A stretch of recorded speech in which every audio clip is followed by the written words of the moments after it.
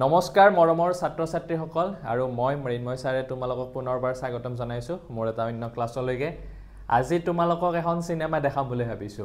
গম পাইছানে আৰু সিনেমাখনৰ নামটো কি জানানে মহাত্মা গান্ধী আৰু ভাৰতৰ স্বাধীনতা সংগ্ৰাম ৰাইজ of Gandhi and the freedom movement of India তোমালোকে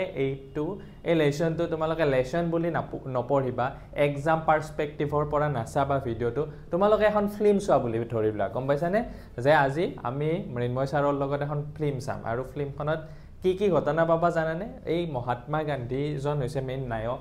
মহাত্মা গান্ধী অহাৰ পিছত আমাৰ স্বাধীনতা সংগ্ৰামটো ভাৰতবৰ্ষৰ যি স্বাধীনতা সংগ্ৰাম হৈ আছিল অতদিনে সেই স্বাধীনতা সংগ্ৰামটো কেনেকুৱাকে বুষ্ট হৈছিল কেনেকুৱাকে পাৱাৰফুল হৈছিল তাৰ পিছত তোমাৰ আমাৰ ভাৰতবৰ্ষখননো কেনেকুৱাকে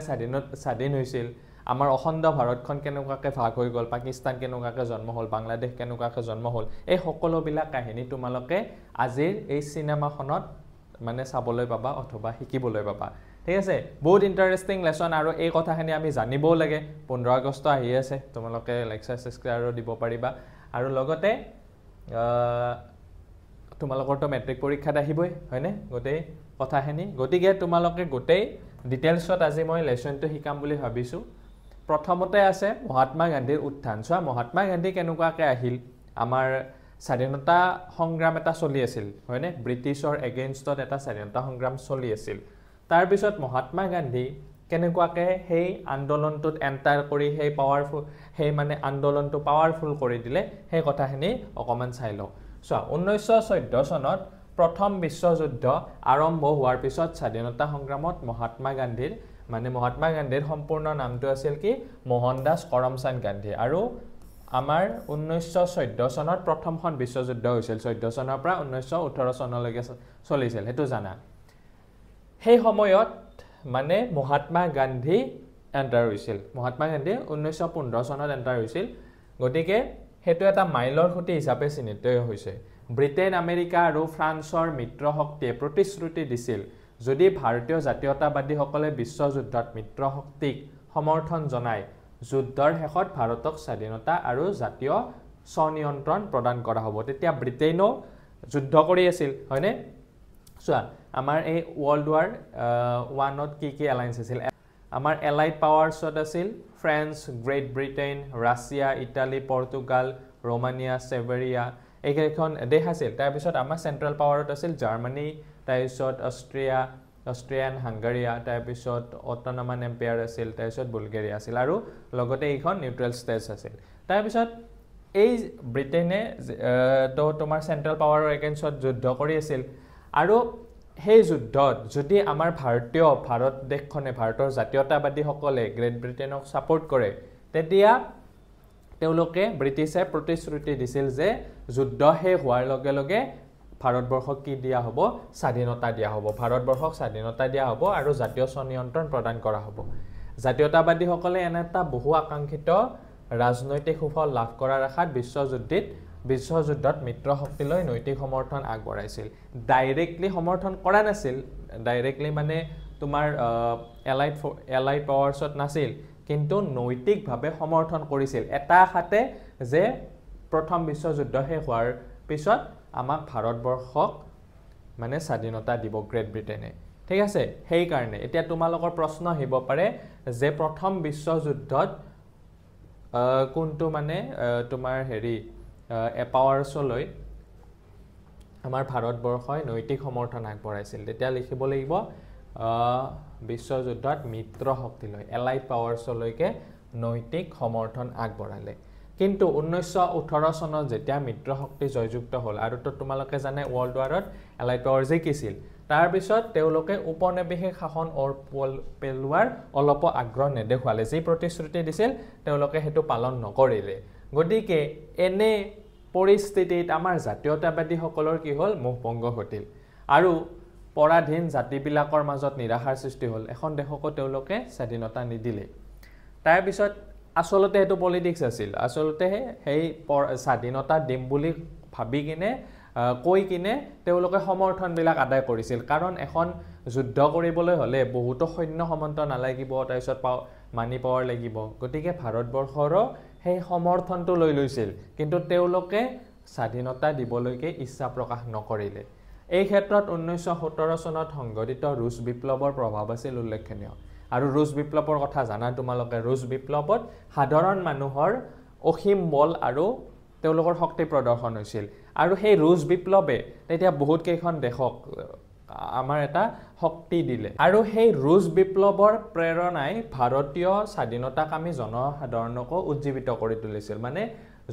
আমাৰ যোনখিনি ভাৰতীয় মানুহে স্বাধীনতা বিচাৰি আছিল তেওঁলোকক এটা এম্পাৱাৰ দিছিল কাৰণ ৰুছ বিপ্লৱখন কৈছো এই ৰুছ বিপ্লৱ সাধাৰণ মানুহৰ মাজত হৈছিল তোমালোকে ৰুছ বিপ্লৱৰ কথা যদি নাজানা ইউটিউবত সাৰ্চ কৰি লবা অলপমান জানিব লাগে ৰুছ বিপ্লৱৰ বা কেতিয়াবা মই কৈ দিম বাৰু আৰু এনে সময়ত ভাৰতীয় স্বাধীনতা যেতিয়া মানে সেই ৰুছ বিপ্লৱে মানে এটা প্ৰেৰণা দি আছিল মানুহখিনিক আৰু সেই সময়তে মহাত্মা গান্ধীৰ প্ৰৱেশ ঘটিছিল আমাৰ স্বাধীনতা সংগ্ৰামত আৰু তোমালোকে মহাত্মা গান্ধীৰ কথা জানাই তেওঁ যে দক্ষিণ আফ্ৰিকাত পঢ়িব গৈছিল এই মই নেলছন মেণ্ডেলা লেছনটো শিকাওতে ইংলিছত নেলছন মেণ্ডেলা লেছনটো শিকাওতে মই কৈছিলোঁ যে তেওঁ দক্ষিণ আফ্ৰিকাত এটা তেওঁৰ মানে ব্যক্তিত্ব গঢ়ি উঠিছিল তেওঁ তাতে ভাৰতীয় মানুহখিনিক তেওঁ মানে হেৰি কৰিছিল ভাৰতীয় মানুহখিনিক তেওঁ নেতৃত্ব প্ৰদান কৰিছিল আৰু সেই সময়ত মানে তেওঁ সেই দক্ষিণ আফ্ৰিকাৰ পৰা উভতি আহিছিল ভাৰতবৰ্ষত আৰু তেতিয়া তিনিটা মানে চম্পাৰণ ভাৰতৰ চম্পাৰণ তাৰপিছত আহমেদাবাদ তাৰপিছত খেৰাত মানে জনসাধাৰণক নেতৃত্ব দিছিল ঠিক আছে মানে সেইটো সময়ত ভাৰতবৰ্ষলৈ তেওঁ ঘূৰি অহাৰ পিছত মানে চম্পাৰণ আহমেদাবাদ ইয়াতে চম্পাৰণত কিবা কৃষকসকলৰ কিবা এটা বিদ্ৰোহ হৈ আছিল তাৰপিছত আহমেদাবাদ তাৰপিছত খেৰা আছিল চাগে হেৰিত গুজৰাটত গতিকে এই জনসাধাৰণক তেওঁ ভাৰতবৰ্ষলৈ আহি নেতৃত্ব দিছিল আৰু সেই তিনিওটা আন্দোলন মানে সেই তিনিওটা ক্ষেত্ৰত তেওঁ সফল হৈ গৈছিল আৰু তাৰ লগে লগে তেওঁৰ মানে এটা ব্যক্তি পাৰ্চনেলিটিটো সকলোৱে জনা হৈ গ'ল গম পাইছা তিনিওটাৰ যেতিয়া প্ৰব্লেম সলভ কৰি দিলে তেওঁ তাৰ লিডাৰ বনি গ'ল গম পাইছা তাৰপিছত কি কৰিছিল জাতীয় আন্দোলনক কেৱল সত্যাগ্ৰহ আৰু অহিংসাৰ আদৰ্শৰ প্ৰেৰণা দিয়া নাছিল তাৰ লগে লগে ব্ৰিটিছসকলকো দেশখন এৰি যাবলৈ বাধ্য কৰাইছিল তেওঁ এইখিনি কথা আমি পাছত পঢ়িম তাৰপিছত 1893 চনত দক্ষিণ আফ্ৰিকাত বৰ্ণবাদৰ বিৰুদ্ধে মই ক'লো ন এই বৰ্ণবাদ এপাৰ্থাইড চিষ্টেম যে আছিল সেই বৰ্ণবাদৰ বিৰুদ্ধে ভাৰতীয়সকলে আন্দোলন আৰম্ভ কৰিছিল আৰু তেতিয়া তেওঁৰ মাত্ৰ 24 বছৰ বয়সত মানে নেতৃত্ব প্ৰদান কৰিছিল গতিকে তেওঁ 24 বছৰ বয়সতে ফেমাস হৈ গৈছিল গম পাইছা নেতৃত্ব প্ৰদান কৰি তাৰপিছত এতিয়া সত্যাগ্ৰহ তেওঁ ভাৰতবৰ্ষলৈ আহি কিনে প্ৰথম কি কাম কৰিলে সত্যাগ্ৰহ আন্দোলন আৰম্ভ কৰি দিলে এতিয়া সত্যাগ্ৰহ মানে কি চাবা সত্যাগ্ৰহ শব্দটো গান্ধীজীয়ে দক্ষিণ আফ্ৰিকাতে প্ৰথমে ব্যৱহাৰ কৰিবলৈ আৰম্ভ কৰিছিল আৰু এই ইয়াৰ মিনিংটো কি সত্য আৰু আগ্ৰহ দুটা সন্ধিযুক্ত শব্দ আৰু যাৰ অৰ্থ হৈছে সত্যৰ প্ৰতি আগ্ৰহটো সত্য বস্তুটো বিচৰাটো গুৰুত্ব দিছিল অৰ্থাৎ সত্যনিষ্ঠ হৈ কাম কৰা আৰু গান্ধীজীৰ মতে সত্যাগ্ৰহ কেৱল একপক্ষীয় প্ৰতিৰোধ নহয় ইয়াৰ তাৎপৰ্য জনতাই গভীৰভাৱে নেৰানেপেৰাকৈ ৰাজনৈতিক কাৰ্যকলাপত আত্মনিয়োগ কৰা আমি ৰাজনৈতিক কাৰ্যকলাপত আত্মনিয়োগ কৰিব লাগিব তেতিয়া স্বাধীনতা বা অথবা তেনেকুৱা ডাঙৰ বস্তু সম্ভৱ হৈ উঠিব আৰু সত্যাগ্ৰহৰ কিন্তু ভিত্তি হ'ব লাগিব কি অহিংসা আৰু গান্ধীজীয়ে এই ধাৰণাটো গ্ৰহণ কৰোঁতে তেওঁ লিও টলষ্টয় মানে ফেভাৰিট ৰাইটাৰ আছিল তেওঁ লিও টলষ্টয়ৰ কথা বহুতবাৰ কিবা কিবি গ্ৰন্থত লিখিছে আৰু থৰৰ ৰচনাৰ দ্বাৰা প্ৰভাৱিত হৈছিল এই কথা দুটাও মনত ৰাখিবা আৰু মই এই অলপ আগতে যে ক'লো তোমাৰ এই যে গান্ধীজী দক্ষিণ আফ্ৰিকাত তোমাৰ ৰাজনৈতিক কৰ্মৰাজি এজন কৰ্মঠ আৰু আদৰ্শবাদী নেতা হিচাপে প্ৰতিষ্ঠিত কৰিছিল সেই ভাৱমূৰ্তিটো লৈ কিনে 1915 চনত তেওঁ ভাৰতবৰ্ষলৈ উভতি আহিছিল আৰু তেওঁ এই তোমাৰ বিহাৰৰ চম্পাৰণ গুজৰাটৰ খেৰা আৰু আহমেদাবাদত সংঘটিত হোৱা তিনিটা ঘটনাৰ লগত জড়িত হৈ পৰিছিল আৰু সেই তিনিওটা ঘটনাত তেওঁ দক্ষতা দেখালে আৰু সেই দক্ষতাৰ বাবে তেওঁ এজন প্ৰভাৱশালী ৰাজনৈতিক নেতা হিচাপে স্বীকৃতি লাভ কৰিলে গম পাইছা সেই ঘটনা তিনিটা ক'ত হৈছিল সেইটো কথাও মনত ৰাখিবা তাৰপিছত আমাৰ এইখিনি সময়ত কি চলিছিল প্ৰথম বিশ্বযুদ্ধখন চলিছিল 1914 পৰা 18 চনলৈকে আৰু ভাৰতীয় জাতীয়তাবাদীসকলে ৰাজনৈতিক মানে লাভৰ যে আশা প্ৰদান কৰিছিল সেইখিনিতো সম্পূৰ্ণ নহ'ল কাৰণ ভাৰতবৰ্ষক স্বাধীনতা দিম বুলি কৈছিল তেওঁলোকে হেনেকুৱা আগ্ৰহ প্ৰকাশ নকৰিলে আৰু সেইটো সময়ত কি হৈ গ'ল জানা যুদ্ধ হ'লেতো কেনেকুৱা পৰিৱেশ হৈ জানে মানে খাব নোপোৱা হয় তাৰপিছত অৰ্থনৈতিক অভাৱ হয় বস্তুবিলাকৰ দাম বাঢ়ি যায় গতিকে সেই দৰিদ্ৰতাই আমাৰ দেশখন গোটেই জুৰুলা কৰি পেলালে আৰু সেই জুৰুলা কৰি পেলোৱাত বস্তুবিলাকৰ দাম যেতিয়া বাঢ়ি গ'ল অবভিয়াছলি ব্ৰিটিছৰ এগেইনষ্টত বহুত মানুহ কি হ'লে নালাগে আমি এই ব্ৰিটিছৰ আণ্ডাৰত নাথাকোঁ আৰু আমি নিজকে স্বাধীনতা লাভ কৰিলে এনেকুৱা অৱস্থা নহ'ব তাৰপিছত আমি ইমান দাম দি ইমান টেক্স দিবলগীয়া নহয় আৰু তাতেতো বহুত লছ হ'ল গম পাইছা যুদ্ধ এখন হ'লেতো বহুত কিবা কিবি ক্ষতি হয় আৰু সেই ক্ষতিবিলাক পূৰণ কৰিবলৈ কি কৰিছিল তেওঁলোকে গ্ৰেট ব্ৰিটেইনে মানে ব্ৰিটিছে আমাৰ কৰবিলাক বঢ়াই দিছিল গতিকে এইবিলাক কথাত খং উঠিছিল গম পাইছা গতিকে তাৰ ফলত কি হ'ল এটা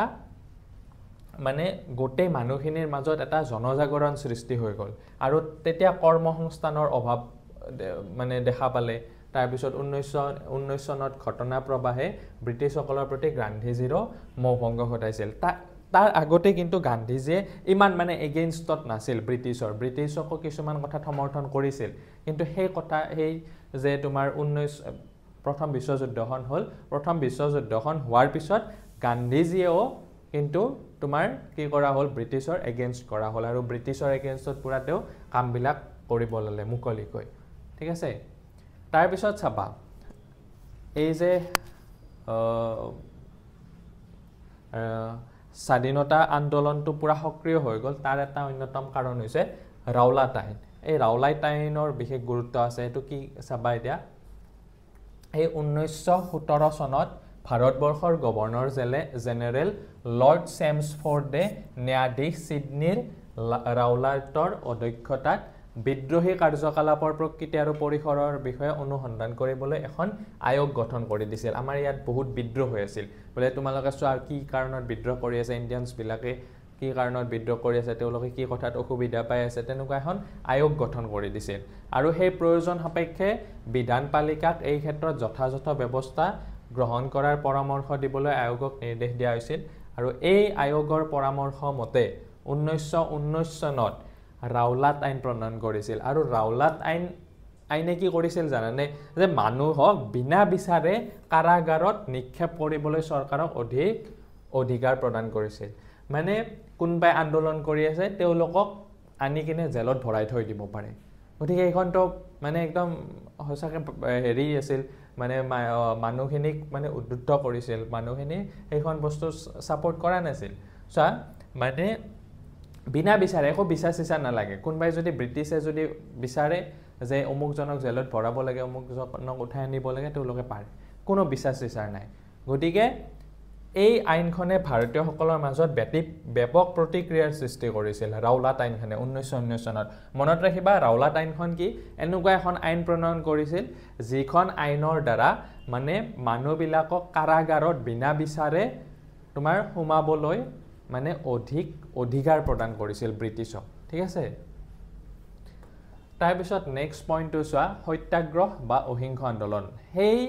ৰাওলাট আইনৰ এগেইনষ্টতে সত্যাগ্ৰহ বা অহিংস আন্দোলনখন 1919 চনত আৰম্ভ হৈছিল এইটো চোৱা গান্ধীজীয়ে 1919 চনত সত্যাগ্ৰহ বা অহিংস আন্দোলন আৰম্ভ কৰে আৰু 1919 চনৰ 6 এপ্ৰিলৰ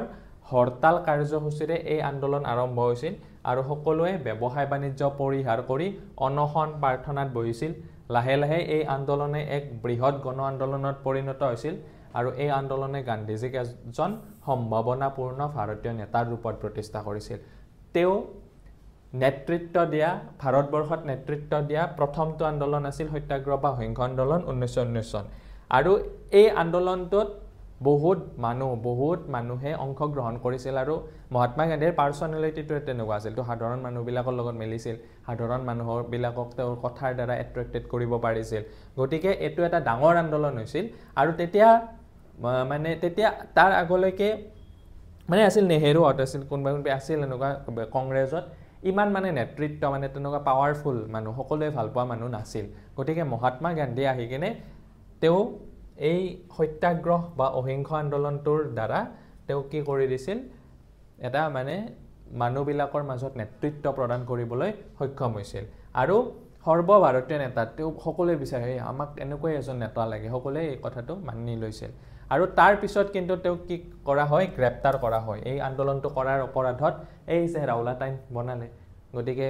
ৰাওলাট আইনৰ হেৰিত মানে একো বিচাৰ চিচাৰ নকৰে কোনোবাই আন্দোলন কৰি আছে উঠাই নি গ্ৰেপ্তাৰ কৰি থৈ দিছে আৰু যদিও লগে লগে মুক্তিও দিয়া হয় চৰকাৰে এই গণ আন্দোলনটোক কঠোৰ হাতেৰে দমন কৰিছিল এই আন্দোলনটো কিন্তু সফল নহল চৰকাৰে কঠোৰ হাতেৰে দমন কৰিছিল তাৰ পিছত এটা চোৱা জালিয়ানাৱালাবাগৰ হত্যাকাণ্ড আমি এই কথাটো সকলোৱে জানো বহুতে ইয়াৰ ওপৰত ফিল্ম চাইছা শৰ্ট ফিল্ম চাইছা জালিয়ানাৱালাবাগৰ হত্যাকাণ্ড ভাৰতবৰ্ষৰ ইতিহাসত এটা মানে ডাঙৰ ঘটনা আৰু বেয়া দুখ লগা ঘটনা গম পাইছা কি হৈছিল চাবা জালিয়ানাৱালাবাগত 6 এপ্ৰিলৰ হৰতালৰ এসপ্তাহ মানৰ ভিতৰত পাঞ্জাবৰ বেছিভাগ অঞ্চলতে আন্দোলনটোৱে পাঞ্জাবত কৃষকসকলে মানে পুৰা তীব্ৰ আন্দোলন গঢ়ি তুলিছিল আৰু 10 এপ্ৰিলত ডক্টৰ সত্যপাল আৰু কিছলিউ নামৰ ৰাজ্যখনৰ দুজন জনপ্ৰিয় নেতাক গ্ৰেপ্তাৰ কৰি অমৃতসৰৰ পৰা নিৰ্বাহিত কৰা হয় এই দুজন নেতা আছিল আৰু তেওঁলোকক সেই পাঞ্জাবৰ পৰা গ্ৰেপ্তাৰ কৰি অমৃতসৰৰ পৰা নিৰ্বাহিতৰ পৰা পঠিয়াই দিলে আৰু 13 এপ্ৰিলত অমৃতসৰৰ জালিয়ানাৱালাবাগত এখন জাগা আছিল জালিয়ানাৱালাবাগ বুলি তাত এখন গণসভা অনুষ্ঠিত হৈছিল বহুত মানুহ তাত হাজাৰ হাজাৰ মানুহ আহি তাতে এখন সভা অনুষ্ঠিত কৰিছিল আৰু তদানীন্তন নিৰাপত্তাৰ দায়িত্ববাহী বিষয়া তেতিয়া এজন জেনেৰেল আছিল সেইজনৰ নাম আছিল ডায়াৰ আৰু সেই ডায়াৰে উক্ত সভাখন অনুষ্ঠিত হোৱাত কোনো বাধা প্ৰদান কৰা নাছিল বাধা প্ৰদান কৰিলে তেওঁলোকে সভাখন নকৰিলে হয় আৰু সেই সভাখনত কি হ'ল সেই পথাৰখনৰ সকলো ফালে ওখ ওখ দেৱাল আছিল যিখন মানে ফিল্ডত তেওঁলোকে সভা কৰিছিল চাৰিওফালে ওখ ওখ দেৱাল আছিল আৰু সেই ওখ দেৱালৰ মাজত মানে মানুহবিলাকে কি কৰি আছিল তোমাৰ মিটিং কৰি আছিল আৰু সেই দেৱাল আছিল তাৰপিছত আৰু প্ৰৱেশ কৰিবলৈ তাতে মানে এটা সৰু মাত্ৰ পথহে আছিল আৰু সভাখন অনুষ্ঠিত হৈ থাকোতে জেনেৰেল ডায়াৰ যায় আৰু জেনেৰেল ডায়াৰ নিৰাপত্তাৰক্ষী তাৰপিছত গৈ কিনে সেই নিৰস্ত্ৰ মানুহবিলাকক পুৰা গুলিৰ নিৰ্দেশ দিয়ে গম পাইছা গুলি চলাবলৈ নিৰ্দেশ দিয়ে আৰু সেই নিৰ্দয় গুলি চালনাত শ লোকৰ মৃত্যু হৈছিল মানে এক ফালৰ পৰা ডায়াৰৰ নিৰ্দেশত গুলি কৰিবলৈ আৰম্ভ কৰে আৰু সেই গুলিত বহুতো মানুহ নিহত হৈছিল আৰু বহুত মানুহ আহত হৈছিল পাঞ্জাবত সামৰিক শাসন জাৰি কৰা হৈছিল যধে মধে গ্ৰেপ্তাৰ কৰা সম্পত্তি বাজেয়াপ্ত কৰা লাঠি চালনা ইত্যাদিৰ দৰে অগণতান্ত্ৰিক দমন নীতিৰে উক্ত সময়ছোৱাত জনসাধাৰণক হাৰাশাস্তি কৰাইছিল কিমান মানে মানুহবিলাকক হাৰাশাস্তি কৰিছিল সেইটো সময়ত আৰু চৰকাৰে লৰ্ড হাল্টাৰৰ নেতৃত্বত পাঞ্জাবৰ ঘটনা প্ৰবাহৰ বিষয়ে অনুসন্ধান কৰিবলৈ এখন আয়োগ গঠন কৰি দিছিল আৰু লণ্ডনত ব্ৰিটিছ চৰকাৰে জেনেৰেল ডায়াৰক চাকৰিৰ পৰা অব্যাহতি দিছিল আৰু সেই ডায়াৰে যে সেইটো ভুল কৰিলে সেইটোৰ কাৰণে অব্যাহতি দিছিল কিন্তু তেওঁক দোষমুক্ত বুলিও ঘোষণা কৰা হৈছিল চোৱা তেওঁক দোষমুক্ত ইমান এটা ডাঙৰ কাম কৰিলে ইমান শ মানুহ মাৰিলে তাৰপিছতো তেওঁক দোষমুক্ত বুলি ঘোষণা কৰা হৈছিল আৰু গোটেই দেশখনতে অসন্তুষ্টিৰ বতাহ বলিছিল জালিয়ানাৱালাবাগ হত্যাকাণ্ডৰ প্ৰতিবাদত ৰবীন্দ্ৰনাথ ঠাকুৰে তেওঁক এটা নাইট উপাধি প্ৰদান কৰিছিল ভাৰত আৰু অলপমান ইণ্টেলেকচুৱেল মানুহবিলাকক সেইটো সময়ত ব্ৰিটিছ চৰকাৰে অলপমান নিজৰ অধীনত ৰাখিব চাইছিল এইকাৰণে কিবা কিবি উপাধি দি ৰাখিছিল গম পাইছা তেতিয়া এই তোমাৰ ৰবীন্দ্ৰনাথ ঠাকুৰক এটা উপাধি দিছিল নাইট উপাধিটো দিছিল আৰু সেই নাইট উপাধিটো তেওঁ ত্যাগ কৰিছিল এই জালিয়ানাৱালাবাগৰ হত্যাকাণ্ডটো কৰাৰ কাৰণে আৰু এই যে জালিয়ানাৱালাবাগৰ হত্যাকাণ্ডটো হৈছিল ইয়াত প্ৰায় কিমান মানুহ ঢুকাইছিল জানানে কিমান মানুহ মৰিছিল এই চোৱা এনেকুৱাকে ইমান মানুহ সমাবেত হৈছিল আৰু এই ফালৰ পৰা এই তোমাৰ মানে পুলিচবিলাকে গুলি চালনা কৰিছিল চোৱা এনেকুৱাকে এটেক কৰিছিল সন্মুখৰ ফালৰ পৰা আৰু এই যে এটেক কৰিছিল এইবিলাক কিন্তু ভাৰতীয়ই আছিল ডায়াৰ এজন বাৰু তেওঁ ব্ৰিটিছ আছিল কিন্তু সেই আণ্ডাৰতো তেওঁলোকৰ আণ্ডাৰত ব্ৰিটিছৰ আণ্ডাৰত ভাৰতীয় মানুহে কাম কৰিছিল তেওঁৰ মানে নিৰ্দেশত এনেকুৱাকে নিৰ্দয়ভাৱে গুলি চালনা কৰিছিল আৰু এই গুলি চালনাত প্ৰায় কিমান মানুহ মৰিছিল জানানে 1500 মানুহ ভাবিব নোৱাৰা কিন্তু ব্ৰিটিছে ইমান মানুহ মৰা বুলি তেওঁলোকে তথ্যত প্ৰকাশ কৰা নাই তেওঁলোকে 300-400 মান কৈছিল চাগে কিন্তু প্ৰায় 1500তকৈ বেছি তাৰপিছত প্ৰায় আৰু 1500-1400 মান মানুহ ইনজিউৰ্ড হৈছিল গতিকে ভাবা আৰু সেইটো সময়ত মানে ইমান দুখ লগা কথা তাত মানে কুৱাবিলাক যে আছিল কোৱা আছিল বহুত ঠাইত সেই কোৱাবিলাকত কি কৰিছিল যে আমি ব্ৰিটিছৰ বহুত মানুহ ব্ৰিটিছৰ মানে গুলীচালনা কৰাৰ পিছত ইমানজন মানে নিৰাপত্তাৰক্ষী গুলীচালনা কৰিছে দৌৰা দৌৰি লাগিছে সৰু বাচ্চা চাচ্চা লৈ গৈছিল কাৰ শ্বৰ্টকাট কোন মৰিছে হিচাপ নাই খালি মানুহ পলাইছে গম পাইছা ইফালে দৌৰিছে সিফালে দৌৰিছে আকৌ কিছুমান মানুহে কি কৰিছে তাতে তোমাৰ যে আমি ব্ৰিটিছৰ গুলীচালনাত নমৰো ব্ৰিটিছৰ নিৰ্দেশত নমৰো আমি কোৱাত জাপ দি মৰো সেই কোৱাত জাপ দি মৰিছে এখন ফিল্ম আছে তোমাৰ উদ্দাম সিং বুলি এইজন মানুহ আছিল উদ্দাম সিং ঠিক আছে মই কৈ আছো উদ্দাম সিংৰ ওপৰত উদ্দাম সিং বুলি এখন ফিল্ম আছে তোমাৰ এই বিকি কৌশলে অভিনয় কৰিছে ফিল্মখন পাৰিলে চাবা আৰু তাৰ লগতে তোমাৰ হেৰি কেশৰী তোমাৰ সেকেন্ডখন যোনখন এই ঘটনাটোৰ ওপৰত বনাইছে গতিকে এই ফিল্ম দুখন চালে তোমালোকে এই কাহিনীটো ভালকে বুজিব পাৰিবা আৰু এই যে গুলীচালনাত ইয়াত এই মানুহবিলাক এটো আছিল কিমান চনৰ কথা মই কিমান চনৰ কথা কৈ আছো তোমাৰ 13 এপ্ৰিল 1919 চনৰ কথা কৈ আছো তেতিয়া এজন মানে বাচ্চা আছিল তেওঁৰ নাম আছিল উদ্দাম সিং ঠিক আছে উদ্দাম সিং এইজন উদ্দাম সিং তাৰ পিছত তেওঁ তেতিয়া বাচ্চা আছিল তেওঁৰ মাক দেউতাক মানে এই গুলীচালনাত ঢুকাইছিল গম পাইছা ব্ৰিটিছৰ গুলীচালনাত ঢুকাইছিল তাৰ পিছত তেওঁ কিন্তু বাচি গৈছিল কেনেবাকৈ গম পাইছা তেওঁ বাচি গৈছিল তাৰ পিছত তেওঁ 21 বছৰ পিছত 1940 চনত কি কৰিছিল মানে ইয়াৰে মেইন কোনজন মানুহ আছিল ডায়াৰ আছিল হয়নে জেনাৰেল ডায়াৰ আছিল জেনাৰেল ডায়াৰৰ ওপৰত এজন আছিল তেওঁ লেফটেনেণ্ট গভৰ্ণৰ আছিল তেতিয়া মানে সেই পাঞ্জাবৰ তাৰ পিছত সেই মানুহজনক মানে তোমাৰ 21 বছৰ পিছত তেওঁ তেতিয়া যুৱ হৈ গ'ল 21 বছৰ পিছত ডাঙৰ হৈ গ'ল তাৰ পিছত তেতিয়া তেওঁ লণ্ডনত এখন মিটিং চলি আছিল তেওঁলোকৰ এইকেইজন মানুহক তো একো শাস্তি প্ৰদান নকৰিলে ব্ৰিটিছে তেতিয়া তাৰ পিছত তেওঁ যেতিয়া যুৱ হৈ গ'ল তেওঁ সেই 21 বছৰ পিছত 1940 চনত সেই যোনজন মেইন মানে মানুহ আছিল সেইজনৰ নাম আছিল মাইকেল অ' ডায়াৰ আছিল মাইকেল অ' ডায়াৰ আৰু সেই মানুহজনক তেওঁ একদম সন্মুখত সকলে সেই মিটিং হলত সকলো ব্ৰিটিছৰ আগত তেওঁ গুলীৰে হত্যা কৰিছিল এই উদ্দাম সিং গতিকে এই মানুহ মোক একদম গুজবাম্স হৈ গৈছে যে কেনেকুৱা আমাৰ ইণ্ডিয়ানছ মানুহবিলাক হয়নে গোটেই ব্ৰিটিছৰ সন্মুখত তেওঁ গুলীয়াই হত্যা কৰিছিল চাবা তোমালোকে উদ্দাম সিং তোমাৰ হেৰি বিকি কৌশলৰ চিনেমাখন ঠিক আছে গতিকে হিষ্ট্ৰী বৰ ইণ্টাৰেষ্টিং ফিল্মবিলাক চাবা তোমালোকে হিষ্ট্ৰীটো পঢ়ি আৰু বেছি ভাল পাবা আৰু মইতো তোমালোকক ফিল্মে দেখাই আছো এতিয়া ঠিক আছে তাৰ পিছত চোৱা খিলাফত আন্দোলন খিলাফত মুভমেন্ট কি হয় তুৰ্কীসকলৰ পৰাজয়ৰ ফলস্বৰূপে খালিফাৰ গুৰুত্ব একেবাৰে কমি গৈছিল চোৱা প্ৰথম বিশ্বযুদ্ধত তুৰ্কীসকল পৰাজয় হৈছিল আৰু সেই ফলস্বৰূপে খালিফাৰ গুৰুত্ব তেতিয়া একেবাৰে কমি গৈছিল আৰু মুছলমানসকলে তুৰস্কৰ সম্ৰাটক খালিফা কোন আছিল মুছলমানসকলৰ তেওঁ এজন সম্ৰাট ঠিক আছে খালিফা তুৰস্কৰ সম্ৰাটক খালিফা অথবা আধ্যাত্মিক গুৰু হিচাপে গণ্য কৰিছিল কিন্তু খালিফাই নিজৰ সাম্ৰাজ্যৰে পবিত্ৰ ঠাইবোৰৰ ওপৰত অধিকাৰ হেৰুৱাত মুছলমানসকল উত্তেজিত হৈছিল মুছলমানসকলেও মানে ব্ৰিটিছৰ এগেইনষ্টত আছিল আৰু ভাৰতীয় মুছলমানসকলে খালিফাৰ দুৰ্ভাগ্যত শংকিত হৈ পৰিছিল আৰু মৌলানা শওকত আলী আৰু মোহাম্মদ আলীৰ নেতৃত্বত এখন খিলাফত এই দুজন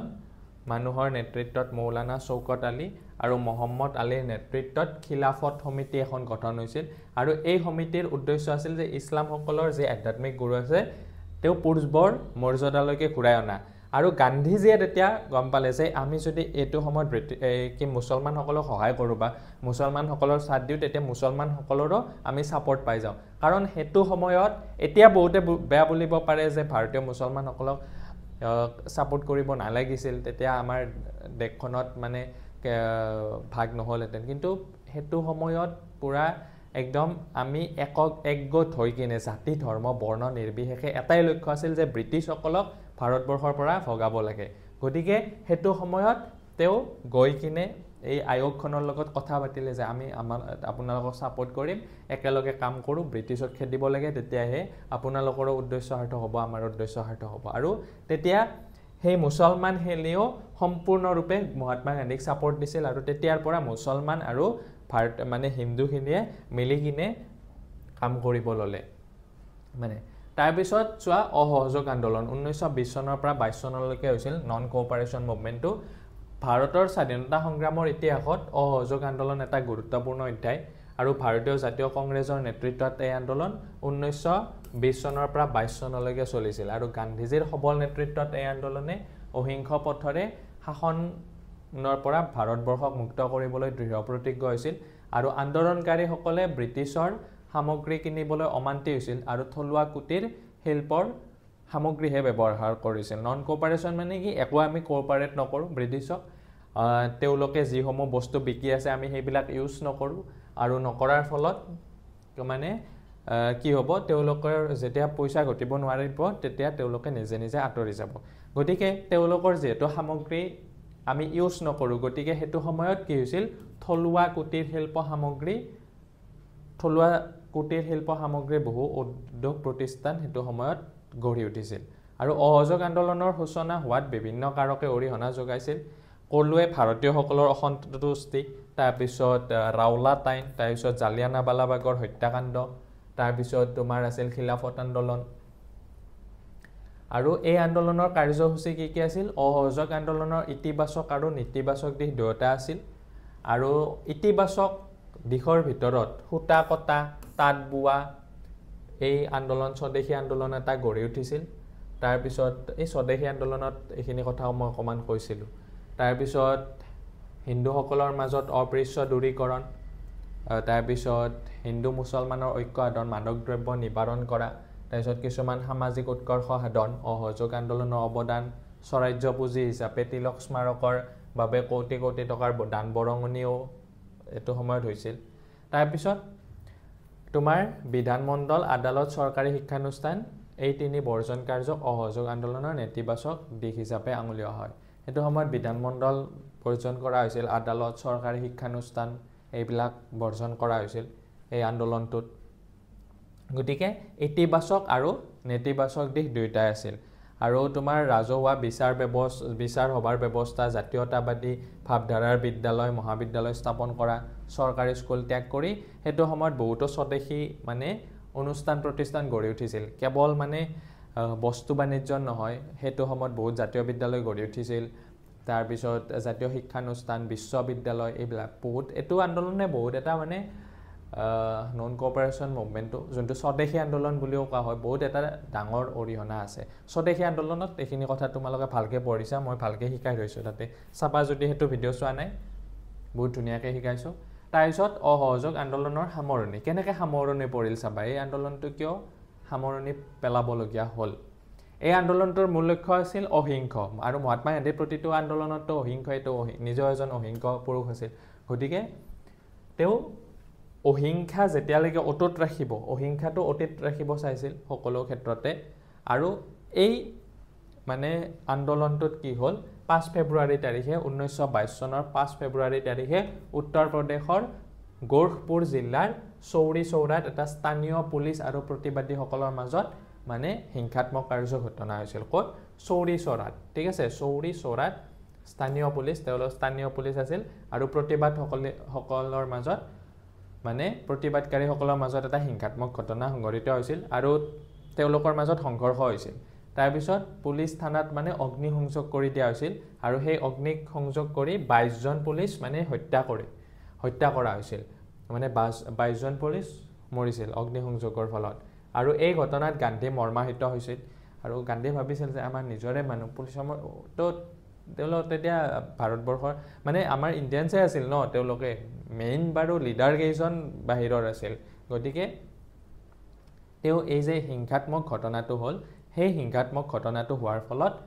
মানে এই আন্দোলনটো ষ্টপ কৰি দিলে ঠিক আছে তেতিয়া আকৌ বহুতে কংগ্ৰেছী নেতাই গান্ধীজীৰ সিদ্ধান্তক আদৰণি জনাইছিল আন এছামে কিন্তু এই সাধাৰণ হিংসাত্মক ঘটনাৰ বাবে আন্দোলনটো বন্ধ কৰাটো ভাল পোৱা নাছিল যেনেকৈ এতিয়াও তোমালোকে হয়তো ভাবিব পাৰা যে গান্ধীয়ে ঠিক কাম কৰিছিল আৰু কিছুমানে ভাবিব পাৰা গান্ধীয়ে নাই এইটো আন্দোলনটো বন্ধ কৰিব লগা নাছিল গতিকে বহুতে সেইটো কামত গান্ধীজীক ছাপোৰ্ট কৰিছিল কিছুমানে ছাপোৰ্ট কৰা নাছিল যি কি নহওক কংগ্ৰেছ কাৰ্যবাহী কমিটিয়ে গান্ধীৰ সিদ্ধান্তক সন্মতি জনায়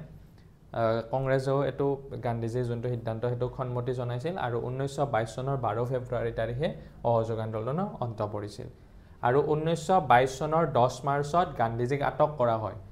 আৰু তাৰ পিছতে আন্দোলন বন্ধ কৰাৰ পিছত তেওঁক আটক কৰা হয় আৰু বিদ্ৰোহত উদগনি জনোৱাৰ অপৰাধত 6 বছৰ কাৰাদণ্ড বিহা হয় চোৱা 1922 চনত তেওঁক আকৌ 6 বছৰ কাৰাদণ্ড দি দিলে আৰু তেওঁ কিন্তু অহিংস নীতিত অটল আছিল মহাত্মা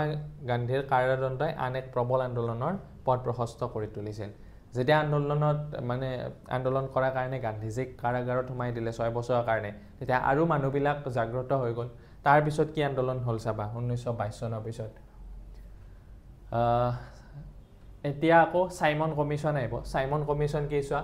1919 চনত ভাৰত চৰকাৰৰ আইন প্ৰণয়ন হোৱাৰ 10 বছৰ পিছত আইনখনৰ কাৰ্যকাৰিতাৰ বিষয়ে অনুসন্ধান কৰিবলৈ ব্ৰিটিছ চৰকাৰে এখন আয়োগ গঠন কৰি দিছিল আৰু 1928 চনত কি কৰিছিল এখন মানে ছাৰ জন সাইমনৰ নেতৃত্বত 7জনীয়া আয়োগ মানে এখন আহিছিল সাইমন মানে আমাৰ ব্ৰিটিছ চৰকাৰে এখন আয়োগ গঠন কৰি দিছিল তাৰে মূল মানুহজন আছিল ছাৰ জন সাইমন আৰু 7জনীয়া মানে মানুহ তেওঁ পঠাইছিল কিয় এই যে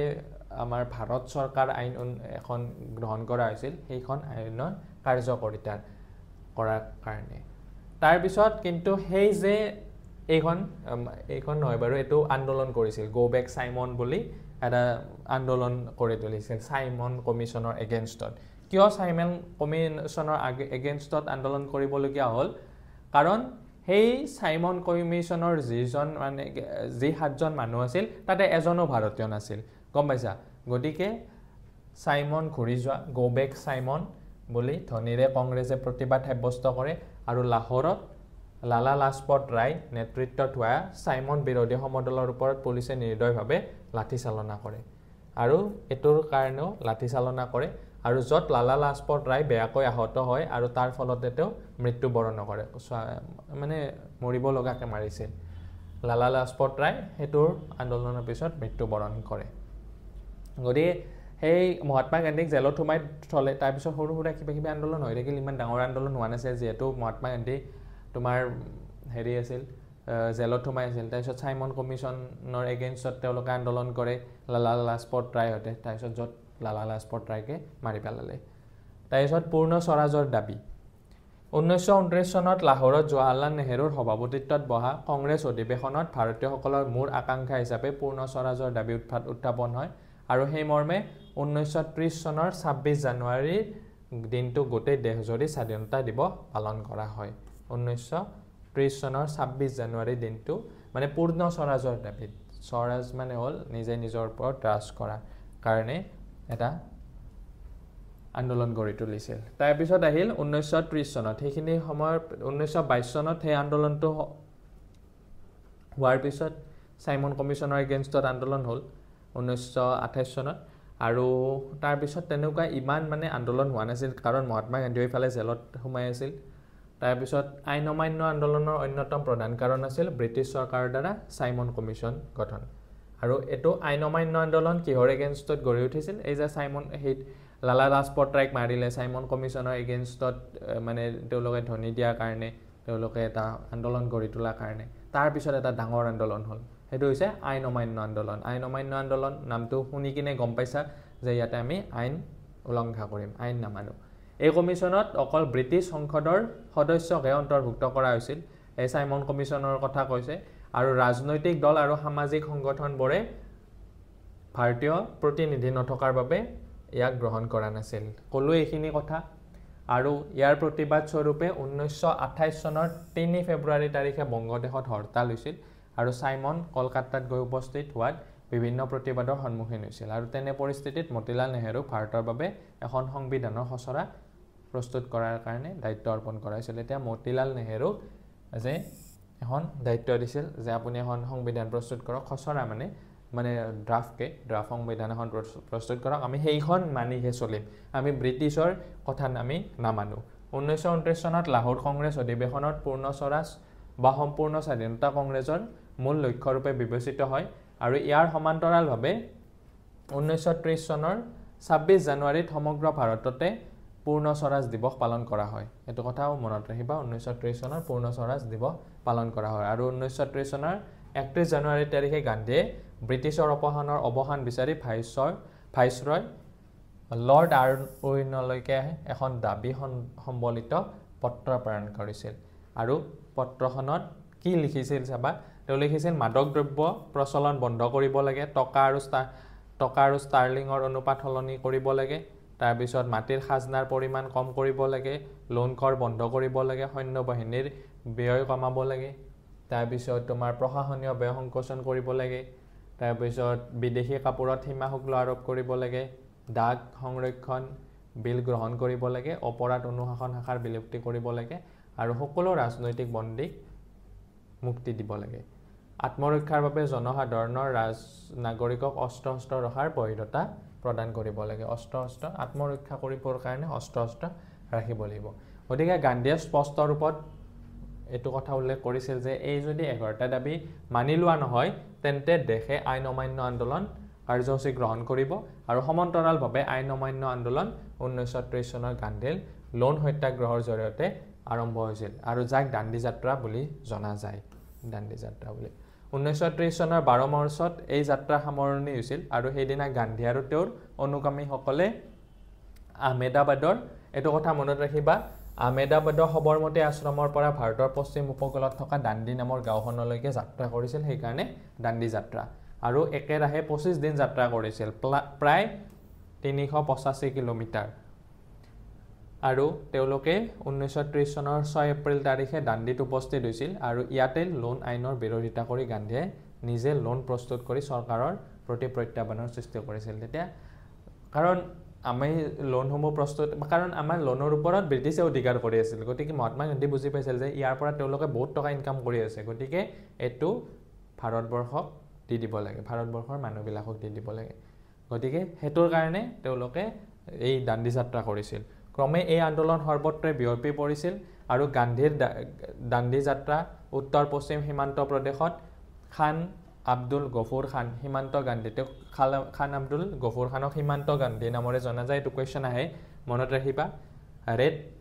চাৰ্চ হিচাপে জনপ্ৰিয় খুদাই খিতম গাবছ মানে ঈশ্বৰৰ সেৱকসকলে আন্দোলনটো চলাই নিছিল এই তোমাৰ উত্তৰ পশ্চিম সীমান্ত প্ৰদেশত মানে তেওঁলোকে আন্দোলনটো চলাই নিছিল বহুত ঠাইত মানে আন্দোলনটো হৈছিল আৰু লগতে হাজাৰ হাজাৰ স্বাধীনতা প্ৰেমী পুৰুষ মহিলা ল'ৰা ছোৱালীক গ্ৰেপ্তাৰ বৰণ কৰিছিল ইয়াতো এই আন্দোলনটো কৰাৰ পিছতো গ্ৰেপ্তাৰ কৰিলে ব্ৰিটিছে গম পাইছা গতিকে চোৱা আমাৰ এই পূৰ্বপুৰুষসকলে গান্ধীহঁতে কিমান সেক্ৰিফাইচ কৰিছিল দেশৰ কাৰণে অকল গান্ধী বুলি নহয় আৰু বহুত মানুহ আছিল তেওঁৰ লগত আইন অমান্য আন্দোলন চলি থকাৰ বাবে লণ্ডনত অনুষ্ঠিত হোৱা প্ৰথমখন ঘূৰণীয়া মেজমেল কংগ্ৰেছে তেতিয়া বৰ্জন কৰিছিল ঠিক আছে তাৰ পিছত আহিল গান্ধী আৰউইন চুক্তি গান্ধী আৰউইন চুক্তি চাবা গান্ধী আৰউইন চুক্তি কি গান্ধী আৰু আৰউইনৰ মাজত হৈছিল 1931 চনৰ 5 মাৰ্চ তাৰিখে ভাৰতৰ ভাইসৰয় লৰ্ড আৰউইন আৰু মহাত্মা গান্ধীৰ মাজত এখন বুজাবুজি চুক্তি সম্পন্ন হয় আৰু এই চুক্তিৰ চৰ্ত অনুসৰি চৰকাৰে হিংসাত্মক ঘটনাৰ বাবে দোষী সাব্যস্ত নোহোৱা সকলো বন্দীক মুকলি এই যে এটা দাবী দিছিল গান্ধীয়ে সেই দাবীটো তেওঁলোকে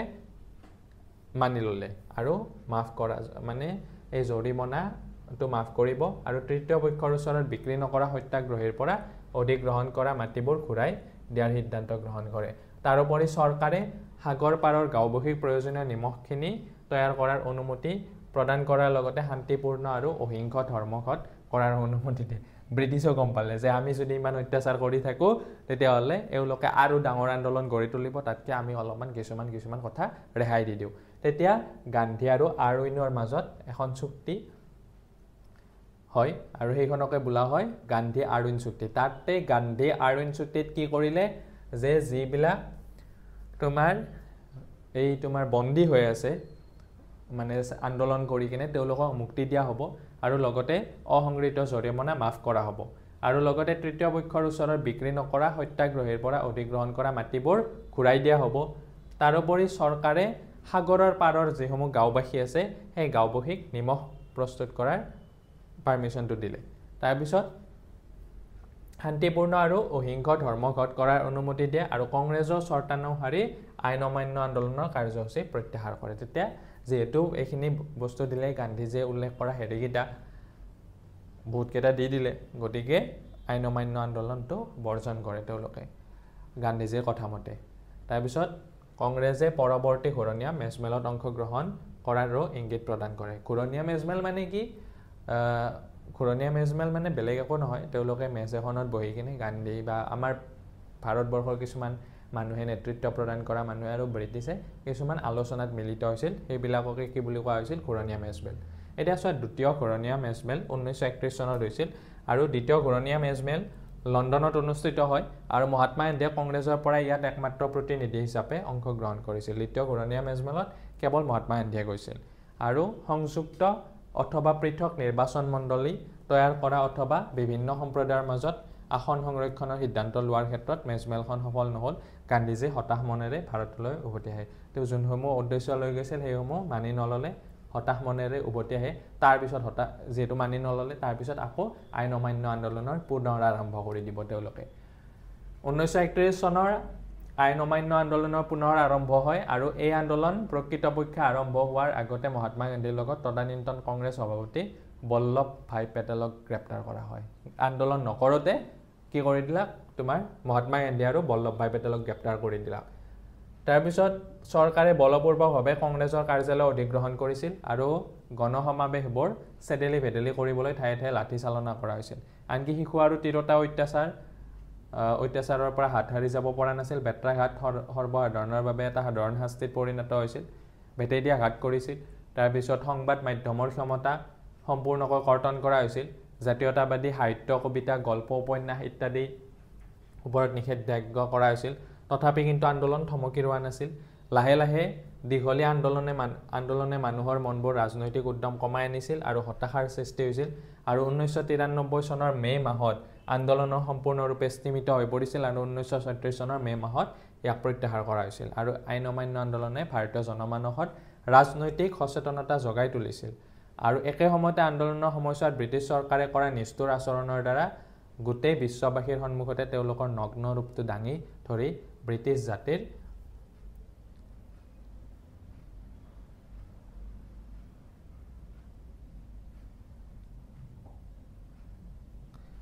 জাতিৰ সন্মান লাঘৱ কৰিছিল মানে এই যে ভাৰতবাসীৰ ওপৰত ইমান মানে অত্যাচাৰ কৰি আছিল চোৱা মানে গণ আন্দোলন কৰিব নিদিয়ে সংবাদ মাধ্যমৰ তোমাৰ ক্ষমতা কৰ্পণ কৰা হৈছিল লৰা তিৰোতা সকলোকে শিশু সকলোকে অত্যাচাৰ কৰিছিল কবিতা গল্প আদি উপন্যাস লিখিব দিয়া নাছিল গতিকে এইবিলাক কৰাৰ ফলত তেওঁলোকৰ যোনটো মেণ্টেলিটি আছে সেই মেণ্টেলিটি গোটেই বিশ্বতে উদঙাই মানে দাঙি ধৰিছিল গম পাইছা গতিকে এই আইন অমান্য আন্দোলনেও পুনৰ আৰম্ভ কৰাৰ পিছত এই তোমাৰ আন্দোলনটো ভালকৈ কৰিব নিদিলে বিৰাট অত্যাচাৰ চলালে কিন্তু গোটেই বিশ্বৰ সন্মুখত তেওঁলোকে লজ্জানত হ'ল তাৰপিছত সাম্প্ৰদায়িক বতৰুৱা এইবাৰ কি কৰিছে ৰুল ডিভাইড এণ্ড ৰুল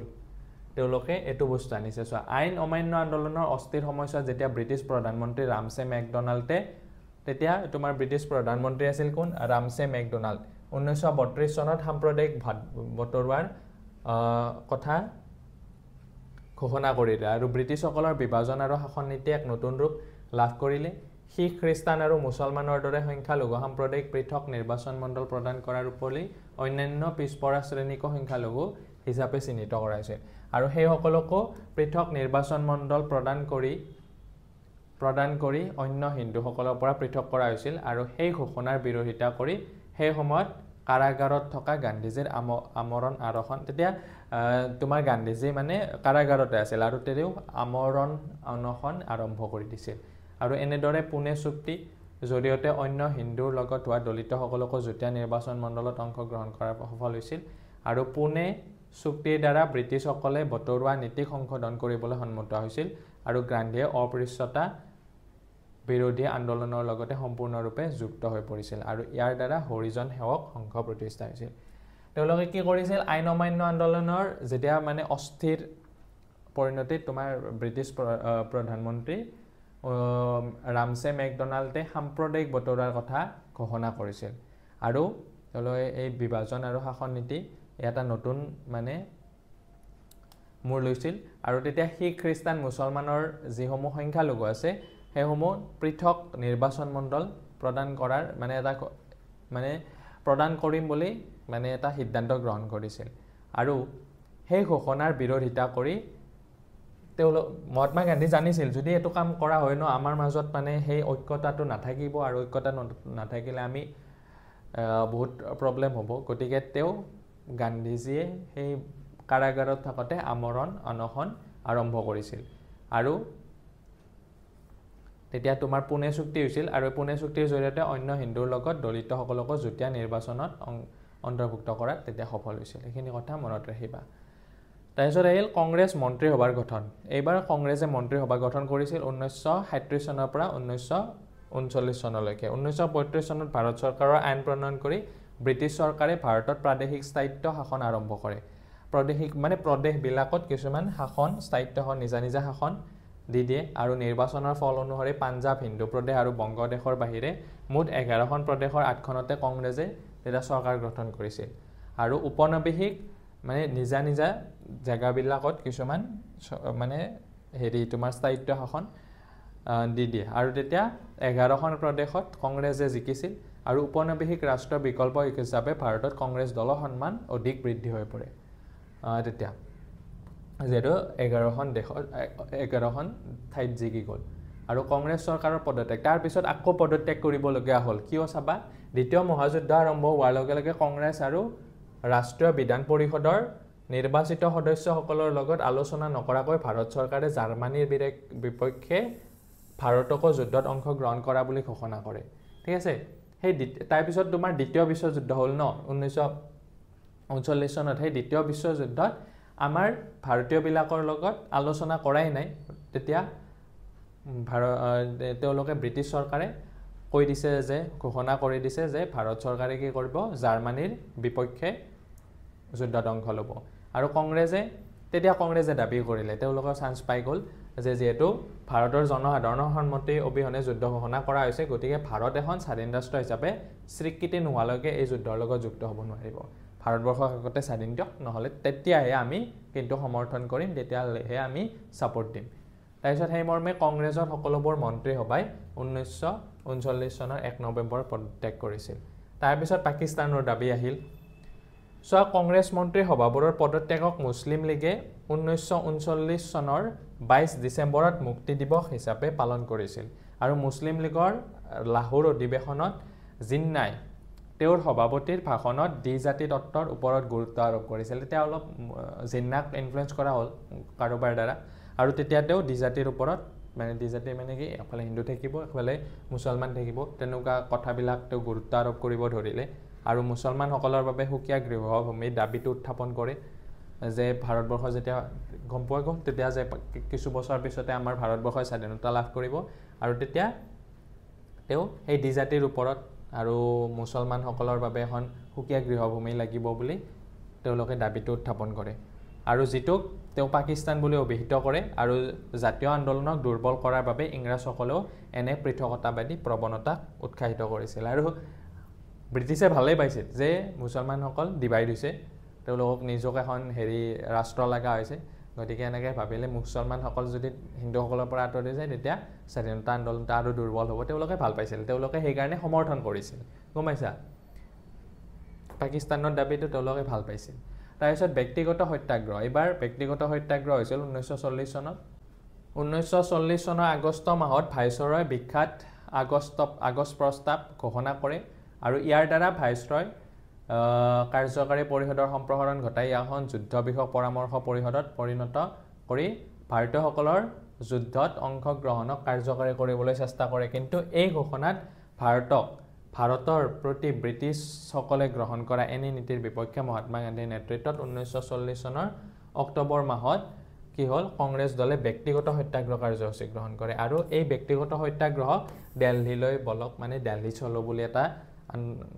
ধ্বনি মানে কৰিছিল আৰু হেতু বুলি জনা যায় এই আন্দোলনৰ প্ৰথমে গ্ৰেপ্তাৰ বৰণ কৰা সত্যাগ্ৰহীজন আছিল আচাৰ্য বিনোবা ভাবে এই আন্দোলনটোৰ কাৰণে তেওঁক গ্ৰেপ্তাৰ কৰা হ'ল ঠিক আছে তাৰ পিছত আহিল ক্ৰিপছ মিছন 1942 চনত দ্বিতীয় বিশ্বযুদ্ধত জাপান যেতিয়া অংশগ্ৰহণ কৰিলে আৰু সেই জাপানৰ অংশগ্ৰহণে ভাৰতবৰ্ষৰ প্ৰতিৰক্ষালৈ তেতিয়া বিপদ মাতি আনিছিল অকমান জাপানে অংশগ্ৰহণ কৰাৰ পিছত ভাৰতৰ প্ৰতিৰক্ষালৈ অলপ বিপদ মাতি আনিছিল আৰু তেতিয়া ইংলেণ্ডৰ মনোভাৱটো অকমান ভাৰতবৰ্ষৰ প্ৰতি কোমল হৈছিল আৰু 1942 চনৰ মাৰ্চ মাহত ব্ৰিটিছ যুদ্ধ পৰ্যালোচনা সমিতিয়ে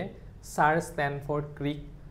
নামৰ এজন মানুহক নতুন সাংবিধানিক প্ৰস্তাৱ ভাৰতলৈ প্ৰেৰণ কৰিছিল তেওঁলোকৰ নামটো কি আছিল এইটো ছাৰ ষ্টেনফৰ্ড ক্ৰিক নতুন সংবিধানৰ কিবা প্ৰস্তাৱ কৰি কিনে ভাৰতবৰ্ষলৈকে পঠাই দিয়ে আৰু তেওঁ ঠিক যুদ্ধৰ পিছতে স্বশাসিত এখন ভাৰতীয় যুক্তৰাষ্ট্ৰ গঠনৰ প্ৰস্তাৱ দিছিল আৰু তেওঁ কৈছিল যে যুদ্ধ যেতিয়াই মানে শেষ হ'ব তেতিয়া এখন স্বশাসিত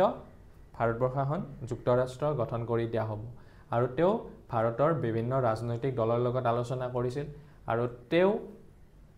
কিন্তু তৎকালে ক্ষমতা হস্তান্তৰৰ বিষয়ে তেওঁ কোনো প্ৰস্তাৱ নিদিয়াৰ বাবে তেওঁ মানে কৈছিল যে ভাৰতবৰ্ষক স্বাধীনতা দিয়া হ'ব কিন্তু তেওঁৰো সেই মানে কি তেওঁ কোনো মানে তৎকালিক ক্ষমতা হস্তান্তৰ কৰিব বুলি কোনো প্ৰস্তাৱ দিয়া নাই যে আমি ইমান চনত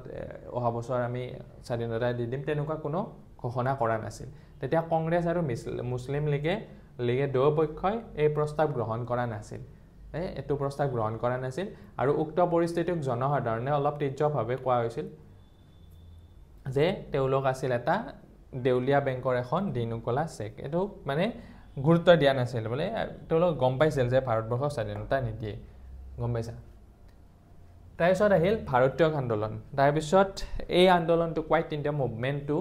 বহুত ডাঙৰ ভূমিকা আছে ইয়াৰ পিছতে আমাৰ ভাৰতবৰ্ষখন স্বাধীন হৈছিল 1939 চনৰ ছেপ্টেম্বৰ মাহত দ্বিতীয় বিশ্বযুদ্ধ আৰম্ভণি হৈছিল আৰু গান্ধী আৰু নেহেৰু দুয়োজনে হিটলাৰ আৰু নাৎসি বাহিনীৰ বিৰোধিতা কৰিছিল কিন্তু তেওঁলোকে সম্পূৰ্ণ স্বাধীনতা প্ৰস্তাৱ গ্ৰহণ কৰিলে ব্ৰিটিছক যুদ্ধত সহায় কৰাৰ প্ৰতিশ্ৰুতি দিছিল আৰু তেওঁলোকে কৈছিল যে যদি সম্পূৰ্ণ স্বাধীনতাৰ প্ৰস্তাৱ গ্ৰহণ কৰে তেতিয়াহ'লে ব্ৰিটিছক যুদ্ধত সহায় কৰিব লাগিব ঠিক আছে কিন্তু ব্ৰিটিছে তেওঁলোকৰ প্ৰস্তাৱ অগ্ৰাহ্য কৰিছিল আৰু প্ৰতিবাদ স্বৰূপে ব্ৰিটিছে কৈছিল যে আমি স্বাধীনতা নিদিওঁ তেতিয়া 1939 চনত কংগ্ৰেছৰ মন্ত্ৰীসকলে মন্ত্ৰিত্বৰ পৰা পদত্যাগ কৰিছিল যে মন্ত্ৰী হৈছিল তেতিয়া পদত্যাগ কৰে আৰু চৰকাৰৰ ওচৰত হেঁচা দিবলৈ 1940 চনৰ পৰা 41 চনত কংগ্ৰেছে এলানি সত্যাগ্ৰহ আন্দোলন গ্ৰহণ কৰিছিল আৰু সেই সময়ত ব্ৰিটেইনত সকলো দলৰে সন্মিলিত চৰকাৰ আছিল আৰু তেতিয়া ব্ৰিটেইনত তোমাৰ সন্মিলিত চৰকাৰ আছিল শ্ৰমিক দলৰ সদস্যসকল আছিল আৰু ভাৰতীয়সকলৰ দাবীসমূহৰ প্ৰতি তেওঁলোকে অকমান সহানুভূতি প্ৰদৰ্শন কৰিছিল তেতিয়া আছিল কিন্তু প্ৰধানমন্ত্ৰী তেতিয়া আছিল উইনষ্টন চাৰ্চিল ভাল নাছিল তেওঁ অকমান ৰক্ষণশীল স্বভাৱৰ আছিল আৰু তেওঁ ব্ৰিটিছ সাম্ৰাজ্যৰ পৰিসৰ সংকুচিত কৰাৰ পৰিপন্থী আছিল আৰু 1942 চনত চাৰ্চিলে তেওঁ মন্ত্ৰীসভাৰ এজন মন্ত্ৰী ছাৰ ষ্টাফৰ্ড ক্ৰিপছক ভাৰতবৰ্ষলৈ পঠিয়াই দিছিল আৰু ইয়াৰ উদ্দেশ্য আছিল ভাৰতীয় ৰাজনৈতিক দলসমূহৰ লগত আলোচনা কৰি ইউৰোপত চলি থকা যুদ্ধত ব্ৰিটিছৰ পক্ষত ভাৰতীয়সকলৰ পৰা সহায় আৰু সমৰ্থন লাভ কৰা যে ৰাজনৈতিক দলসমূহৰ লগত আলোচনাত মিলিত হ'ব লাগে আৰু এই মানে যুদ্ধত ভাৰতীয়সকলৰ মানে সহায় আৰু সহযোগিতাটো নিব লাগে আৰু ক্ৰিপছৰ প্ৰস্তাৱত যুদ্ধৰ অন্তত ভাৰতৰ বাবে ডমিনিয়ন ব্যৱস্থাৰ প্ৰস্তাৱ আগবঢ়োৱাৰ লগতে এখন সাংবিধানিক পৰিষদ আৰু প্ৰদেশসমূহৰ কাৰণে পৃথক সংবিধানৰ প্ৰণয়ন অধিকাৰ প্ৰদান কৰা হ'ব বুলি তেওঁ ঘোষণা কৰা হৈছিল তেওঁ ভাৰতবৰ্ষলৈ আহি কিনে কৈছিল যে যুদ্ধৰ অন্তত ভাৰতৰ বাবে ডমিনিয়ন ব্যৱস্থাৰ প্ৰস্তাৱ আগবঢ়োৱা হ'ব লগতে সাংবিধানিক পৰিষদ গঠন কৰা হ'ব আৰু সংবিধান প্ৰণয়ন কৰা হ'ব আৰু অৱশেষত ক্ৰিপছ মিছন ব্যৰ্থ হৈছিল এই ক'লোৱে আগৰ কথাখিনি আৰু গান্ধীয়ে ব্ৰিটিছৰ বিৰুদ্ধে তৃতীয় বৃহৎ ভাৰতীয় আন্দোলনৰ আৰম্ভ কৰিবলৈ সিদ্ধান্ত কৰিছিল ক্ৰিপছ মিছনক কোনো গুৰুত্ব দিয়া নাছিল গম পাইছিল তেওঁলোকে এনেই আমাক ভুৰকাবৰ কাৰণে আহিছে আৰু ভাৰতীয় আন্দোলনৰ অন্যান্য কাৰণবোৰ আছিল জাপানৰ ভাৰত আক্ৰমণৰ ভাবুকি আৰু পূৰ্ববংগত সন্ত্ৰাস আৰু ব্ৰিটিছে দেশখনক ৰক্ষা কৰিব নোৱাৰিব বুলি ভাৰতীয়সকলৰ মনত ঠাই লোৱা নিৰাপত্তাহীনতাৰ প্ৰভাৱ গতিকে 1942 চনৰ আগষ্ট মাহত নিখিল ভাৰত কংগ্ৰেছ কমিটিয়ে ভাৰতীয় আন্দোলনৰ আৰম্ভ কৰিছিল আৰু আগষ্ট মাহত প্ৰস্তাৱ গৃহীত হোৱাৰ বাবে এই আন্দোলনক কি বুলি জনা যায় আগষ্ট বিপ্লৱ বুলি জনা যায় এইটো কথা মনত ৰাখিবা 1942 চনৰ 8 আগষ্ট তাৰিখে মুম্বাইত নিখিল ভাৰত কংগ্ৰেছ কমিটিয়ে তাৎক্ষণিকভাৱে ব্ৰিটিছ শাসনৰ অৱসান বিচাৰি প্ৰস্তাৱ গৃহীত কৰিছিল আৰু গান্ধীজীয়ে ঐতিহাসিক আগষ্ট সভাত মুম্বাইৰ গোৱালিয়া টেংকত উদ্দাত্ত ভাষণ দিছিল আৰু যিখন ঠাইক বৰ্তমান আগষ্ট ক্ৰান্তি ময়দান বুলি জনা যায় আৰু তেতিয়া গান্ধীয়ে কৈছিল কৰিম কিংবা মৰিম ডু অৰ ডাই বুলি কৈছিল যে আমি এইটো লাষ্ট একদম হয়তো কৰিব লাগিব নহলে মৰিব লাগিব গতিকে এই প্ৰেৰণাৰ দ্বাৰা উদ্বুদ্ধ হৈ পৰিছিল তেতিয়া আৰু সকলোবিলাক আন্দোলনত জপিয়াই পৰিছিল ব্ৰিটিছ চৰকাৰে তাৎপৰ্যপূৰ্ণভাৱে কংগ্ৰেছক নিষিদ্ধ কৰাৰ লগতে গান্ধী আৰু বহুতো কংগ্ৰেছ নেতাক গ্ৰেপ্তাৰ কৰিছিল আকৌ বহুত নেতাক গ্ৰেপ্তাৰ কৰিলে গান্ধীকো গ্ৰেপ্তাৰ কৰিলে বহুতে দ্বিতীয় বিশ্বযুদ্ধ শেষ নোহোৱালৈকে 3 বছৰ জেলতে কটাবলগীয়া হৈছিল আৰু জনসাধাৰণক বাধা দি ৰাখিবলৈ চৰকাৰ অক্ষম নাছিল আৰু সমগ্ৰ দেশতে হৰতালৰ লগতে বিদেশী ফালে যুদ্ধ চলি আছে গম পাইছা এইফালে তোমাৰ ভাৰতবৰ্ষতো এখন যুদ্ধ চলি আছে ব্ৰিটিছৰ এগেইনষ্টত পুলিচ থানা আদিত এই জনসাধাৰণে আক্ৰমণ কৰিছিল ৰেল লাইন ধ্বংস কৰাৰ লগতে টেলিফোন লাইনসমূহ কাটি দিছিল কিছুমান ঠাইত আনকি স্বাধীন চৰকাৰৰো প্ৰতিষ্ঠা কৰা হৈছিল এইবাৰ পুৰা পূৰ্ণ উদ্যমে মানে আৰু ইফালে যুদ্ধ চলি আছিল ব্ৰিটিছৰ বহুত মানুহ তাতে ব্যস্ত থাকিবলগীয়া হৈছিল গতিকে এইটো এটা চান্স আছিল গতিকে পুৰা মানে মানুহবিলাকে যুদ্ধত মানে উঠি পৰি লাগিছিল এই মানে আন্দোলনত উত্তৰ প্ৰদেশ বিহাৰ বংগদেশ মুম্বাই উৰিষ্যা অন্ধ্ৰপ্ৰদেশত এই আন্দোলনে ব্যাপক ৰূপৰ ধাৰণ কৰিছিল বালিয়া ছাত্ৰা দৰবাৰ তাৰপিছত বালাচোৰ তেলচেৰ আদি ঠাই ব্ৰিটিছ শাসনৰ পৰা মুক্ত বুলি ঘোষণা কৰা হৈছিল আৰু তাত নিজাকৈ চৰকাৰ গঠন এইবিলাক ঠাইত মানে নিজাকৈ চৰকাৰ গঠন কৰিছিল তাৰপিছত যদিও এই আন্দোলন দীৰ্ঘমদী নাছিল ভাৰতীয়সকলৰ জাতীয়তাবাদী ভাৱধাৰাৰ গভীৰতা সংগ্ৰাম আৰু ত্যাগৰ সামূহিক প্ৰদৰ্শনৰ এক অন্যান্য উদাহৰণ আছিল আৰু স্বাধীনতাৰ জাতীয়তাবাদী সংগ্ৰামত জনসাধাৰণৰ স্বতঃস্ফূৰ্ত অংশগ্ৰহণে এই আন্দোলনক এক নতুন মাত্ৰা প্ৰদান কৰিছিল ছাত্ৰ মহিলা খেতিয়ক শ্ৰমিক এই আন্দোলনত গুৰুত্বপূৰ্ণ ভূমিকা গ্ৰহণ কৰিছিল আৰু এই ঐতিহাসিক স্বাধীনতা আন্দোলনটোৱে দাবীক জাতীয়তাবাদী আন্দোলনৰ তাৎক্ষণিক কাৰ্যসূচীলৈ পৰিণত কৰিছিল আৰু ভাৰত ত্যাগ আন্দোলনৰ পিছত স্বাধীনতা দৰদামৰ বিষয় হৈ থকা নাছিল ইয়াৰ পিছত ব্ৰিটিছ চৰকাৰৰ লগত কৰিবলগীয়া এটাই বুজাপৰা আছিল সেয়া হ'ল কেৱল ক্ষমতাৰ হস্তান্তৰ পুৰা উঠি পৰি লাগিছিল এইবাৰ তাৰপিছত ভাৰতীয় জাতীয় সেনাবাহিনী এইটো জানে এখন সুভাষ চন্দ্ৰ বসুৰ বিৰাট ডাঙৰ ভূমিকা আছিল 1942 চনৰ বিদ্ৰোহক কঠোৰ হাতেৰে দমন কৰাৰ পিছত 1945 চনৰ যুদ্ধৰ সামৰণি পৰাৰ সময়লৈকে দেশৰ ভিতৰত কোনো ৰাজনৈতিক কাৰ্যকলাপ প্ৰায় নথকাৰ দৰে হৈছিল কিন্তু সেই সময়ত জাতীয় আন্দোলনে দেশৰ বাহিৰত নতুন ৰূপ প্ৰকট কৰিছিল আৰু জাতীয় কংগ্ৰেছৰ দুবাৰৰ সভাপতি নিৰ্বাচিত হোৱা সুভাষ চন্দ্ৰ বসু ব্ৰিটিছ বিৰোধিতাৰ বাবে 1941 চনত কলিকতাৰ নিজৰ ঘৰতে গৃহবন্দী কৰা হয় আৰু পুলিচ চোৰাংচোৱাৰ বেহু ভাঙি তেওঁ আফগানিস্তান ৰাছিয়া জাৰ্মানী আৰু অৱশেষত ব্ৰহ্মদেশ আৰু মালয়লত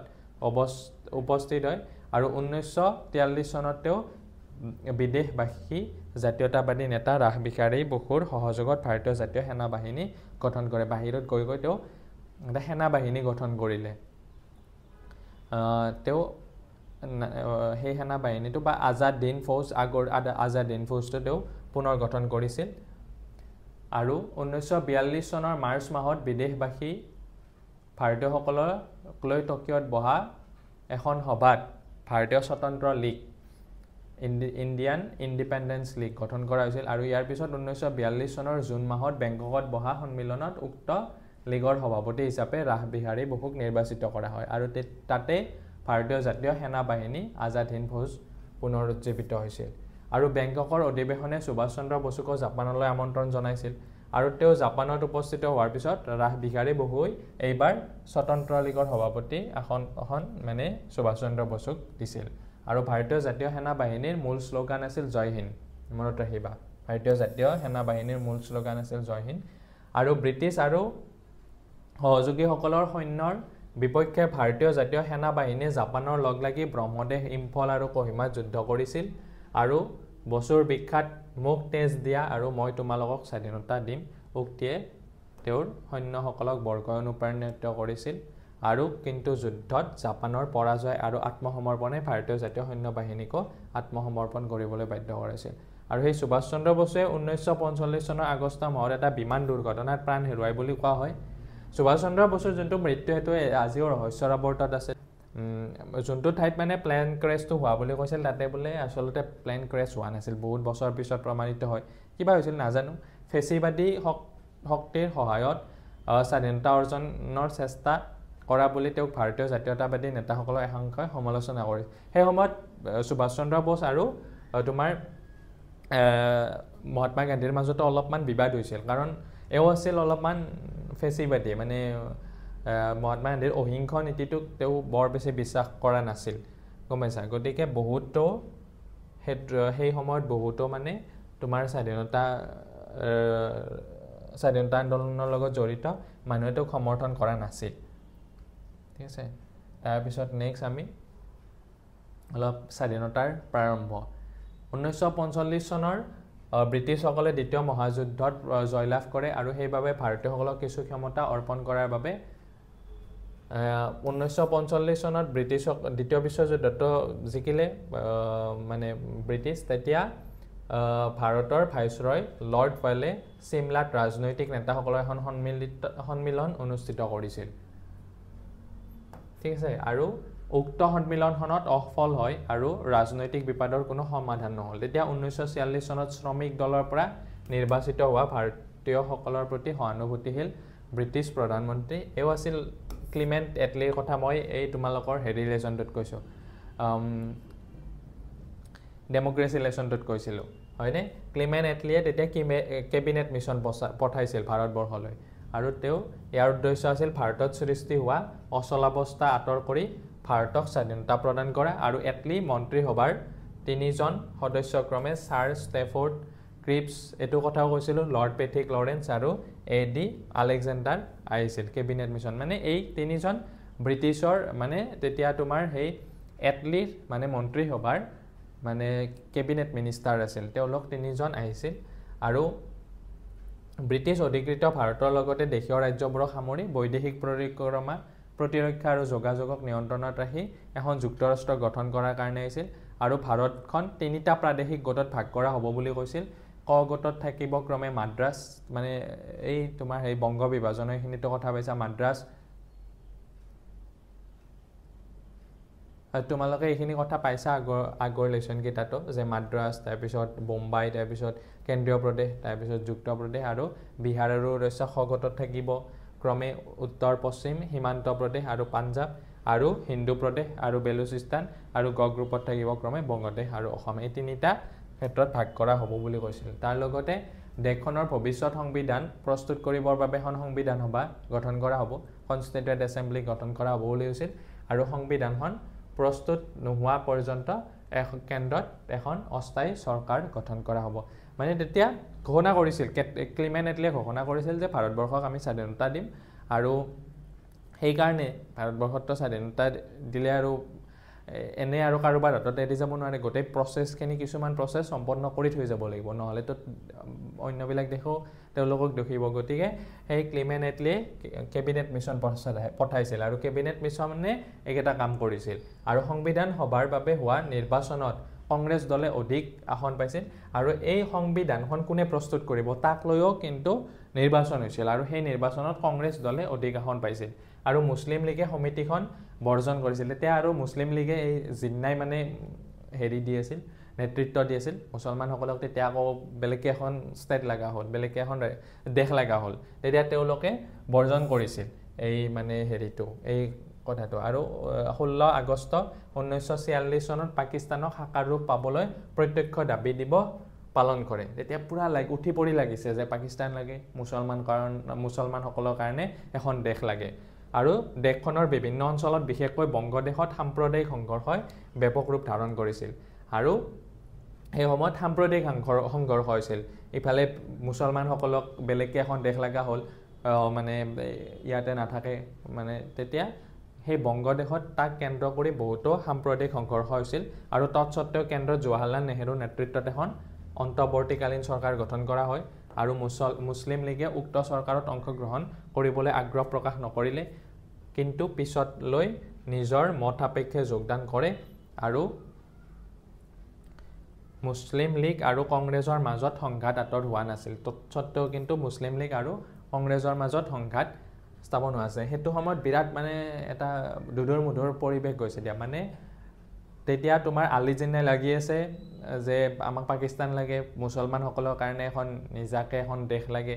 তাৰপিছত ইফালে তোমাৰ ভাৰতবৰ্ষৰ স্বাধীনতা মানে প্ৰাপ্তিৰ পক্ষত গতিকে সেই সময়ত মানে